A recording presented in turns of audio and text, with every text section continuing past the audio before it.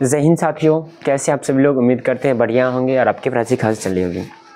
साथियों, हम लोग देख रहे हैं बीपीएससी टीआरई 4 के लिए साइंस के सुपर सेलेक्टेड क्वेश्चंस। कुल 500 प्रश्न देखने वाले हैं इस सीरीज़ में। और ये जो क्लास है ये चौथा क्लास है। इससे पहले 3 क्लास हम लोग देख चुके हैं। अगर आपने नहीं देखा है 3 क्लास तो जाके देख लीजिए, क्योंकि सभी प्रश्न महत्वपूर्ण हैं। जितने भी 500 प्रश्न हैं वो सभी पीवाईक्यू में पूछे जा चुके हैं और जो पूछे जाने की संभावना है उन सभी प्रश्नों को हम लोग कलेक्ट किए हैं और उसे देखते हैं और बहुत ही अच्छी तरह से एक्सप्लेनेशन के साथ। तो चलिए शुरू करते हैं आज के इस वीडियो को। तो देखिए, पिछले क्लास में हम लोग देखे थे 45 नंबर प्रश्न, 45 प्रश्न देख चुके हैं और आज के क्लास में हम लोग शुरू कर रहे हैं 46 नंबर से। कितना नंबर से? 46 नंबर प्रश्न से शुरू होगा आज का क्लास। तो देखिए, कहता है कि 20 न्यूटन का बल किसी वस्तु 2 मीटर के विस्थापित करता है और 20 जूल का कार्य करता है। बल और विस्थापन के बीच का कोण ज्ञात कीजिए, थीटा ज्ञात करना है। तो देखिए, 20 न्यूटन का बल है अर्थात F बराबर कितना हो गया? 20 न्यूटन हो गया। 2 मीटर विस्थापित कर रहा था, इसका मान कितना हो गया? 2 मीटर हो गया। ठीक है, 20 जूल का कार्य करता है तो W का मान कितना हो गया? 20 जूल हो गया। कितना हो गया? 20 जूल हो गया। तो फॉर्मूला आप जानते हैं, W बराबर क्या होता है? FS cos थीटा होता है। क्या होता है? FS cos theta. तो 20 W का मान कितना है? 20 बराबर 20 गुना S का मान कितना है? 2 cos थीटा हो गया। देखिएगा आप यहाँ तो 20 से 20 कैंसिल हो गया, यहाँ से cos थीटा बराबर निकल जाएगा 1/2 और cos थीटा में किसका मान 1/2 होता है? 60 का। तो cos 60 का अर्थात थीटा का मान कितना आ गया? 60 डिग्री आ गया। कितना आ गया? 60 डिग्री आ गया। ठीक है, उम्मीद करते हैं क्लियर होगा। तो इनसे क्या हो जाएगा? 60 डिग्री। चलिए अगले प्रश्न की ओर चलते हैं और अगला प्रश्न देखिए क्या कहता है। कहता है कि बर्फ पानी में तैरती है क्योंकि इसका घनत्व होता है। देखिए, घनत्व से क्वेश्चन पूछा जाता है, याद रखिएगा। D बराबर क्या होता है? m/v होता है। क्या होता है? D बराबर m/v। अब देखिए, जो तैरेगा उसका घनत्व कम होगा और जिस पर तैरेगा उसका घनत्व क्या होगा? ज़्यादा होगा। एक सिचुएशन ये बना। अब देखिए, कुछ वस्तु को आप रखेंगे, जैसे लोहे की कील को पानी में रखेंगे तो डूब जाती है, अर्थात वहाँ पे लोहे का कील का घनत्व क्या हो गया? ज़्यादा हो गया और पानी का घनत्व क्या हो गया? कम। यानी कह सकते हैं कि जो वस्तु डूब गया वो क्या होगा? उसका घनत्व ज़्यादा, और जिसमें डूबा उसका घनत्व क्या हो गया? कम। ठीक है, उसके बाद एक क्वेश्चन पूछा जाता है नदी और समुद्र से। किसने? नदी और समुद्र से। कोई नाव जो है वो नदी है। नदी में जो है नाव तैर रही है, ठीक है, और नदी से नाव समुद्र की ओर जाता है। तो ये जो है ना थोड़ा सा ऊपर उठेगा। क्या होगा? थोड़ा ऊपर उठेगा, थोड़ा सा ऊपर उठेगा। क्यों? क्योंकि नदी का जो है ना, नदी के जल का जो घनत्व है वो कम होता है समुद्र के तुलना में। ठीक है, और एक और सवाल है, इसको घुमा के पूछ सकता है कि कोई नाव समुद्र की ओर से नदी में जा रहा है, यानी कि समुद्र से नदी में आ रहा है, तो थोड़ा सा वो क्या हो जाएगा? नीचे हो जाएगा। क्या हो जाएगा? नीचे हो जाएगा। ठीक है, उम्मीद करते हैं क्लियर होगा। क्लियर ना? जो वस्तु तैरेगा उसका घनत्व कम, जिसमें तैरेगा उसका घनत्व ज़्यादा। जो वस्तु डूब गया उसका घनत्व ज़्यादा, जिसमें डूबा उसका घनत्व क्या हो गया? कम हो जाएगा। तो आप देख सकते हैं कि बर्फ पानी में तैरता है, यानी कि बर्फ जो है वो पानी में क्या हो रहा है? तैर रहा है, अर्थात बर्फ का घनत्व क्या होगा? कम होगा और पानी का घनत्व क्या होगा? ज़्यादा। पानी का घनत्व क्या होगा? ज़्यादा होगा। पानी का ज़्यादा और बर्फ का क्या होगा? कम। ठीक है, लोहे की कील वाला में लोहे की कील का घनत्व ज़्यादा और पानी का घनत्व क्या हो जाएगा? कम हो जाएगा। तो आंसर क्या हो जाएगा? क्योंकि इसका घनत्व पानी से कम होता है। क्या होता है? इसका घनत्व पानी से कम होता है, इसलिए इसका आंसर क्या हो गया? डी हो गया। क्या होगा इसका आंसर? डी हो गया। ठीक है, चलिए ये रहा एक्सप्लेनेशन, अब देख लीजिएगा। ठीक है, चलिए अगला प्रश्न 48 नंबर।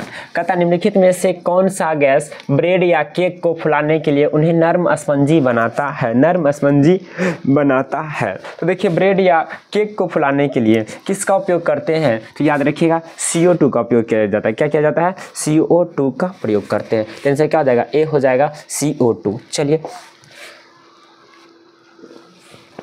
एक्सप्लेनेशन है। कहता है कि CO2 ब्रेड या केक को फुलाने के लिए उन्हें नर्म और स्पंजी बनाती है। आटा गूंथने के लिए आटे में पानी और बेकिंग सोडा मिलाया जाता है। क्या मिलाया जाता है? Baking soda. ठीक है, देखिए बेकिंग सोडा जो है ना, बेकिंग सोडा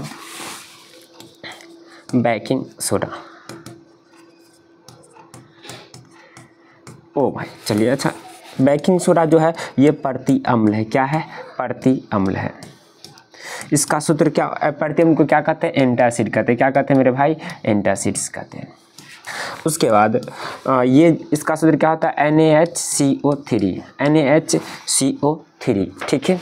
और देखिए प्रति अम्ल 2 है, प्रति अम्ल कितना है? 2। एक तो हो गया आपका बेकिंग सोडा, क्या हो गया? प्रति अम्ल, फार्मूला लिख दे रहे हैं, क्या है? NaHCO3, ये क्या है? प्रति अम्ल है। और ये क्या है? MgOH का होल 2, ये दोनों क्या है?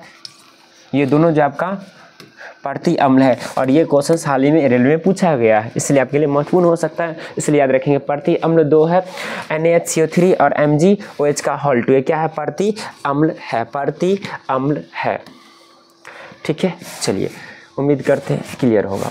अब देखिए आगे कहता है बेकिंग सोडा को गर्म करने पर कार्बन डाइऑक्साइड गैस उत्पन्न होती है जो ब्रेड या केक को फुलाती है और नरम और स्पंजी बनाती है। यह कार्बन डाइऑक्साइड गैस आटे में फंस जाती है और बाहर निकल जाती है, जिससे केक क्या हो जाता है? नरम और क्या बन जाती है? स्पंजी बनता है। क्या बनता है? नरम और स्पंजी बनता है। चलिए 49वां प्रश्न देखिए क्या कहता है, ये भी न्यूमेरिकल ही है। देखिए 49 कहता है 49, जब एक वस्तु बल की दिशा में 1 न्यूटन के बल के तहत 1 मीटर की दूरी तक चलती है तो किए गए काम की मात्रा। देखिए 1 न्यूटन यानी कि F का मान कितना हो गया? 1 न्यूटन हो गया। 1 मीटर चलती है तो S का मान कितना हो गया? 1 मीटर हो गया। तो किए गए तो W बराबर क्या होता है? FS कर सकते हैं ना, जब थीटा का मान क्या हो? 0 हो। तो यहाँ से क्या निकलेगा? 1 गुना 1 अर्थात 1 जूल, क्या निकल जाएगा? 1 जूल निकल जाएगा। ऑप्शन बी हो जाएगा। क्या? ऑप्शन बी सही हो जाएगा, ठीक है। चलिए नेक्स्ट 50 नंबर 50 है। 50 कहता है कि समापन रेखा को पार करने के बाद भी एक धावक क्यों दौड़ता रहता है?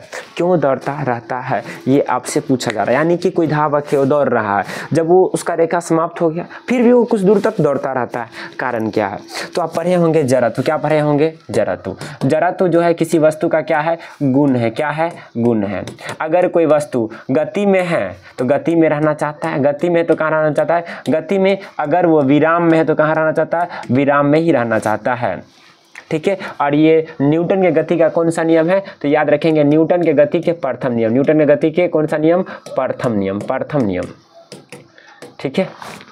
न्यूटन के गति के प्रथम नियम से क्या आता है? न्यूटन के गति का कर लीजिए, गति के प्रथम नियम। न्यूटन गति के प्रथम नियम से क्या होता है? बल की परिभाषा, यही ना। और उसके बाद पूछेगा जड़त्व कितने प्रकार के? याद रखिएगा गति जड़त्व हो गया। क्या हो गया? पहला हो गया गति जड़त्व, कोई वस्तु गति में तो गति में रहना चाहेगा। दूसरा जो आता है आपका दिशा जड़त्व। क्या हो गया? दिशा जड़त्व। क्या हो गया? दिशा जड़त्व।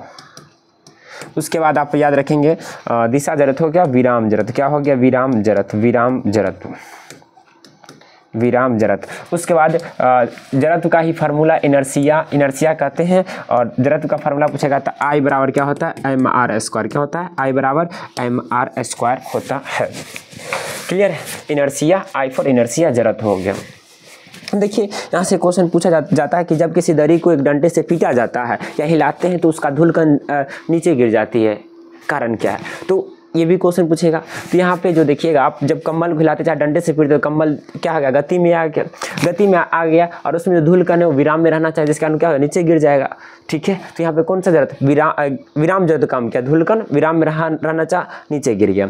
उसका पूछता है बस वाला, जब अचानक बस चल रही है, ठीक है, बस चल रही है, अचानक ब्रेक मार दिया तो यात्री झुक जाती है आगे की ओर, कारण क्या है? तो वो जब बस चल रहे थे गति में रहती है, जब उससे ब्रेक लगा यानी विराम में आ गया तो जो अंदर जो बैठा हुआ व्यक्ति वो रहना चाहेगा गति में, गति जड़त्व के कारण, जिसके कारण क्या होता है? आगे की ओर झुकती है, ठीक है। और एक इसी का उल्टा पूछता है कि कोई बस अचानक चल पड़ती है तो पीछे की ओर झुकते हैं, कारण क्या? वहाँ पे विराम जड़त्व। कौन सा जड़त्व हो जाएगा? विराम जड़त्व के कारण, ठीक है। उम्मीद करते हैं क्लियर हो गया होगा। तो इसका भी आंसर बतला दीजिए। आप दौड़ रहे हैं तो आपका बॉडी जो चाहेगा कि हम गति में ही रहें, तो कौन सा जड़त्व लग गया? गति जड़त्व। तो ऑप्शन ए देखिए, कहता विराम अवस्था का जड़त्व उसे रोकने में कुछ समय लेता है, गति का जड़त्व उसे दौड़ाते रहता है। वह यह सुनिश्चित करना चाहता है कि वह रेखा को पार कर चुका है। क्या सुनिश्चित करना? वो तो पार कर चुका है ना। उसके जूते और जमीन के बीच घर्षण के कारण वह रेखा से आगे की ओर दौड़ता रहता है। क्या घर्षण का काम यहाँ पर है? नहीं। अब देखिए दो ऑप्शन है, विरामावस्था का जरूरत उसे रोकने में कुछ समय लेता है। क्या विरामावस्था का कोई काम है यहाँ पे? विराम जरूरत का कोई काम है? नहीं है, नहीं होगा। तो आंसर क्या हो जाएगा? बी हो जाएगा। गति का जरूरत उसे दोहराते रहता है। The inertia of motion keeps him running. तो ऑप्शन क्या हो जाएगा? बी हो जाएगा। क्या हो जाएगा मेरे भाई? ऑप्शन बी सही हो जाएगा। ठीक है, चलिए एक्सप्लेनेशन व्याख्या की ओर लेके चलते हैं। ये रहा कुछ, देखिए कहता है एक धावक समापन रेखा को पार करने के बाद भी दौड़ता रहता है क्योंकि गति का जरूरत उसे दौड़ाते रहता है। गति का जरूरत स्थिर गति में रहने के लिए द्रव्यमान की प्रवृत्ति है, इसलिए एक धावक समापन रेखा को पार करने के बाद भी क्या होता है? दौड़ता रहता है। अगला 51 नंबर, बोलिए 51 नंबर का आंसर क्या होगा? कहता है कि आधुनिक आवर्त सारणी में एक जिगजैग रेखा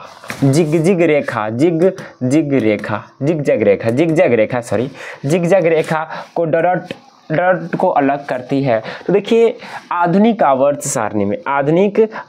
सारणी, ठीक है, तो आधुनिक आवर्त सारणी पूछेगा किसने दिया था? तो याद रखेंगे मोसले ने। किसने दिया था? मोसले ने। और ये भी याद रखिएगा मोसले का जो था वो आधारित किस पे था? परमाणु क्रमांक पे। किस पे? परमाणु क्रमांक पे। और बाद बाकी किसी का भी पूछे, अगर मोसले का आधुनिक आवर्त सारणी आया तो परमाणु क्रमांक के बाद बाकी किसी का भी पूछे, बाद बाकी कोई भी, न्यूलैंड्स का हो गया, किसी का भी पूछेगा बाद बाकी, तो सभी का किस पे था? परमाणु द्रव्यमान पे। किस पे आधारित था? परमाणु द्रव्यमान पे। बाद बाकी किसी का भी पूछे तो किस पे होगा? परमाणु द्रव्यमान पे। मोसले का किस पे था? परमाणु क्रमांक पे। क्वेश्चन कहता है कि जिगजैग रेखा किसको अलग करता है? ऑप्शन है धातु से गैर धातु को, उपधातु से धातु को, उपधातु से गैर धातु को, हैलोजन से धातु को। तो आपको पता है कि जिगजैग रेखा जो है वो धातु से गैर धातुओं को अलग करता है, अर्थात धातु और अधातु के बीच में कौन सा रेखा है? जिगजैग रेखा रहता है। ठीक है, चलिए ये रहा कुछ पॉइंट्स। कहता है आधुनिक आवर्त सारणी में एक जिगजैग रेखा धातुओं को गैर धातुओं से अलग करती है। धातुएं सारणी के बाएं पक्ष में पाए जाते हैं जबकि गैर धातु अर्थात अधातु सारणी के दाएं पक्ष में पाए जाते हैं। धातु सारणी को उपधातु सारणी को प्रत्यक्ष रूप से स्पर्श करते हैं और इसे अर्ध धातु भी कहा जा सकता है। चलिए 52 नंबर, यूनिट इन डायमेंशन से कहता है कि कैंडेला निम्नलिखित में से किसका इकाई है? कैंडेला जो दीप्त तीव्रता अर्थात ज्योति तीव्रता का, ज्योति प्रवाह ल्यूमिनस फ्लक्स का, प्रदीप्ति घनत्व का, विद्युत प्रतिरोध का। तो देखिए कैंडेला आप याद किए होंगे, लंबा टेल, एल्फोल लेंथ तो लंबाई, मीटर, मास द्रव्यमान तो केजी। तो यहाँ पे आपको पूछा है कैंडेला, किसका पूछा गया है? कैंडेला का। तो देखिए विद्युत प्रतिरोध का, विद्युत प्रतिरोध का क्या होता है? ओम होता है। क्या होता है? ओम। ठीक है, अगर बात करें प्रदीप्ति घनत्व का, किसका? प्रदीप्ति घनत्व का, तो प्रदीप्ति घनत्व याद रखेंगे लक्स होता है। क्या होता है? लक्स होता है। क्या होता है? लक्स। और ज्योति प्रवाह का बात करें तो ल्यूमेन होता है। क्या होता है? ल्यूमेन होता है। और उसके बाद ज्योति तीव्रता या दीप्त तीव्रता का जो होता है कैंडेला होता है। क्या होता है? कैंडेला। तो ऑप्शन क्या पूछा है आपसे? किसका है? कैंडेला का। कैंडेला किसका मात्रक है? तो किसका मात्रक है? दीप्त तीव्रता अर्थात ज्योति तीव्रता का। आंसर क्या हो जाएगा? ए हो जाएगा। क्या हो जाएगा? ए ऑप्शन हो जाएगा। ठीक है, चलिए नेक्स्ट 52 था, 53 52 है ना? 53 है ये। कहता निम्नलिखित में से कौन सा इचिनोडर्मेटा समुदाय का एक उदाहरण है? इचिनोडर्मेटा का एक उदाहरण है। तो देखिए इचिनोडर्मेटा का जो उदाहरण आपका तारा मछली भी है, स्टारफिश आप याद किए होंगे, स्टारफिश, सी अर्चिन्स समुद्री अर्चिन, सैंड डॉलर और ये सभी। तो ये जो आप सभी तीनों जो आपको दिखा दे रहा है ये सभी क्या है? तीनों जो है इचिनोडर्मेटा का समूह से है। इसलिए आंसर क्या हो जाएगा? डी हो जाएगा। क्या हो जाएगा? डी हो जाएगा। चलिए देखिए कुछ पॉइंट से देख लेते हैं। कहता है इचिनोडर्मेटा समुदाय से संबंधित जीव विशेष रूप से समुद्री होते हैं। क्या होते हैं? समुद्री जीव होते हैं। ये अच्छी तरह से विकसित अंग प्रणालियों के साथ बहुकोशिकीय जीव होते हैं। वयस्क अपनी दीप्तिमान समरूपता से पहचानने योग्य होते हैं। और इसमें तारा मछली, स्टारफिश, समुद्री अर्चिन, सैंड डॉलर और समुद्री खीरे साथ ही साथ समुद्री लिली या स्टोन लिली शामिल होते हैं। ठीक है, चलिए अगला 54। देखिए परमाणु पूछेगा, कितने परमाणु मौजूद है, बहुत ही ज़्यादा पूछे जा रहे हैं वर्तमान में जो परीक्षा हो रहे हैं टीसीएस में जो है उनसे भी पूछा गया। कहता है कि NH4 का हॉल 2 NH4, एक मिनट, NH4 का हॉल 2 और SO4 में परमाणु कितने हैं। तो देखिए 4 दूनी कितना हो गया 8 और नाइट्रोजन कितना हो गया 2, प्लस कर दो। सल्फर कितना है 1, ये नहीं सल्फर दिखाई दे रहा है। ऑक्सीजन कितना है 4, तो 8 2 10, 10 1 11, 11 4 क्या कितना हो गया 15। तो ऑप्शन क्या हो जाएगा 15, ऑप्शन ए, ऑप्शन ए। ठीक है, क्लियर, नहीं समझे। देखिए ये जो कोष्ठ में से आपको गुना करना पड़ेगा, तो हाइड्रोजन तो 4 दूना कितना हो गया 8, नाइट्रोजन तो नाइट्रोजन 1 है तो 1 को 2 गुना करें कितना हो गया 2, प्लस सल्फर कितना है 1 तो 1, ऑक्सीजन कितने परमाणु यहाँ पे 4 है, तो अब क्या हो जाएगा इसका 5 15 ना हो जाएगा जोड़ के, 8 2 10, 10 1 11, 11 4 15, ऑप्शन क्या हो जाएगा ए हो जाएगा। ठीक है, नेक्स्ट 55,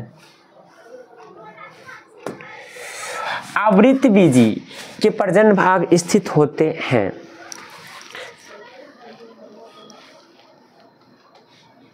ऑप्शन ए है पत्ते में, पुष्प में, जड़ में, तना में। तो देखिए आवृत्त बीजी जिसमें पुष्प पाए जाते हैं, तो आवृत्त बीजी में जो होते हैं प्रजनन भाग कहाँ होते हैं पुष्प में मौजूद होते हैं। कहाँ होते हैं पुष्प में, एक होता है आवृत्त और एक होता है अनावृत। अनावृत में क्या होते हैं पुष्प नहीं मौजूद होते हैं, तो आंसर क्या हो जाएगा इसका बी हो जाएगा, पुष्प हो जाएगा। ठीक है, चलिए नेक्स्ट 57 है ना, 55 56 नहीं है, देख लीजिए मिस्टेक है। देखिए कहता है अमीनो अम्ल निम्नलिखित में से किस दीर्घ अणु का निर्माण खंड है, निर्माण खंड है। ऑप्शन ए है वसा का, प्रोटीन का, कार्बोहाइड्रेट का, विटामिन का। तो देखिए अमीनो अम्ल के मिलने से क्या बनता है प्रोटीन, तो इसका आंसर क्या हो जाएगा बी हो जाएगा, प्रोटीन हो जाएगा। क्या हो जाएगा बी, प्रोटीन हो जाएगा। चलिए डिस्कशन से देख लेते हैं। कहता है अमीनो अम्ल ये कार्बनिक यौगिक है जो प्रोटीन बनाने के लिए जुड़ते हैं। यह एक चर पक्ष श्रृंखला आर समूह के साथ नाइट्रोजन, कार्बन, हाइड्रोजन और ऑक्सीजन से बना है। यह हार्मोन और तंत्रिका संचारक के संश्लेषण में आवश्यक है। आवश्यक अमीनो अम्ल जरूरी जो है यह हमारे शरीर द्वारा संश्लेषित नहीं किया जा सकता, इनका सेवन आहार के माध्यम से किया जाता है।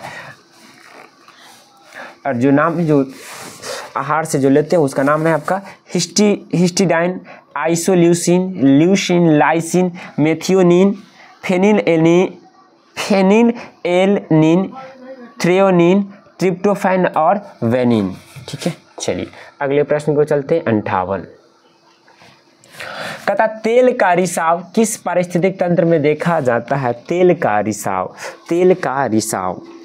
तो देखिए तेल का रिसाव जो होगा आपका याद रखिएगा किससे होगा, समुद्रीय से। समुद्री परिस्थिति में जो होंगे उससे क्या होगा तेल का रिसाव होगा। किसका होगा तेल का रिसाव होगा।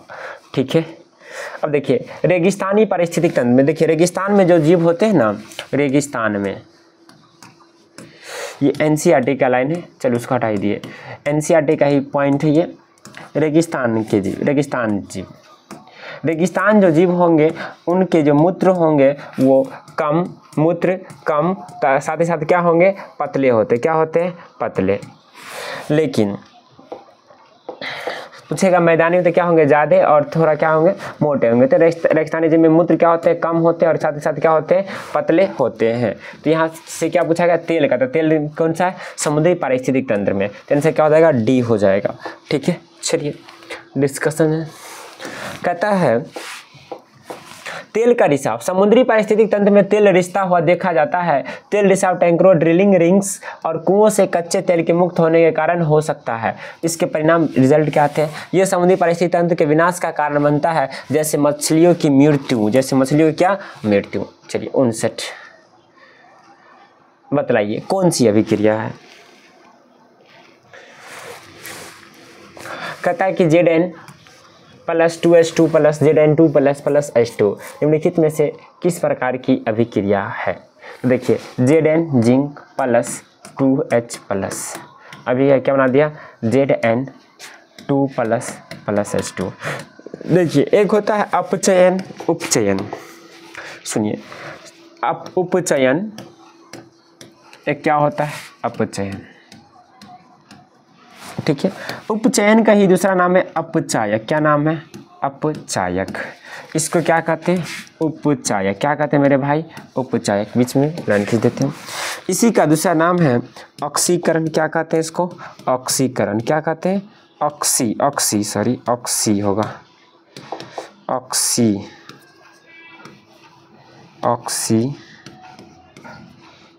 क्या कहते हैं? ऑक्सीकरण। इसी का दूसरा नाम है ऑक्सीकरण, हो गया ना। और इसका क्या हो जाएगा?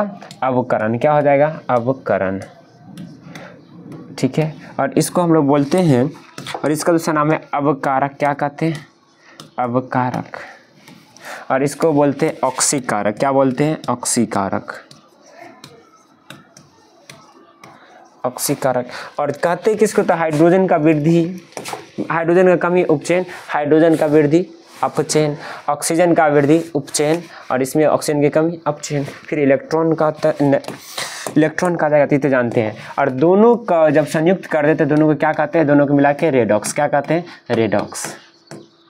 क्या कहते हैं? रेडॉक्स कहते हैं, ठीक है।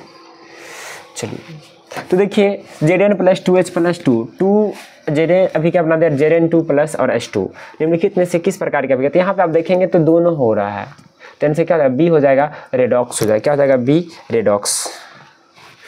चलिए कहता है अपचयन ऑक्सीकरण अभिक्रिया एक प्रक्रिया जिसमें रासायनिक प्रजातियों के इलेक्ट्रॉनों का स्थानांतरण होता है। जिंक परमाणु सकारात्मक रूप से चार्ज किए गए हाइड्रोजन के दो आयनों के साथ प्रतिक्रिया करते से जिससे इलेक्ट्रॉनों को जस्ता परमाणु से स्थानांतरित किया जाता है और हाइड्रोजन एक स्थिर अणु बन जाता है और जस्ता आयन उत्पाद होता है। चलिए अंतिम प्रश्न आज के क्लास का, और बताइए क्या होगा, और वो भी सेल से, कोशिका से है, बायोलॉजी का प्रश्न। कहता निम्नलिखित में से कौन सा कोशिकांग पादप कोशिका में पाया जाता है? केवल पादप कोशिका में पाया जाता है, आपको ये पूछ रहा है, ठीक है। तो देखिए Golgi body, chloroplast, mitochondria, ribosome. Mitochondria को पावर हाउस कहते हैं, राइबोसोम को प्रोटीन का फैक्ट्री कहा जाता है, गोल्जी बॉडी बॉडी की सुरक्षा करता है ना, एक अंतःप्रजालिका होती है, उसी को कहते हैं। अब देखिए क्लोरोप्लास्ट, क्लोरोप्लास्ट जो है रंग देता है, जैसे हरित लवक इसको कहते हैं। क्या कहते हैं? हरित लवक, हरित लवक ना। ये केवल किसमें पाए जाते हैं? पादप कोशिका में पाए जाते हैं, इसलिए इसका आंसर क्या हो जाएगा? बी हो जाएगा, क्लोरोप्लास्ट, ठीक है। चलिए कहता है क्लोरोप्लास्ट पादप कोशिका में पाए जाते हैं लेकिन जंतु कोशिका में नहीं पाए जाते हैं। तो ये आपका खत्म होता है आज के क्लास, यानी कि कुल हमने 60 प्रश्न देख लिया है। तो 61वां प्रश्न से हम लोग देखेंगे अगले दिन। तो आज की क्लास को रखते हैं यहीं तक, मिलते हैं अगले वीडियो में। जय हिंद, जय भारत।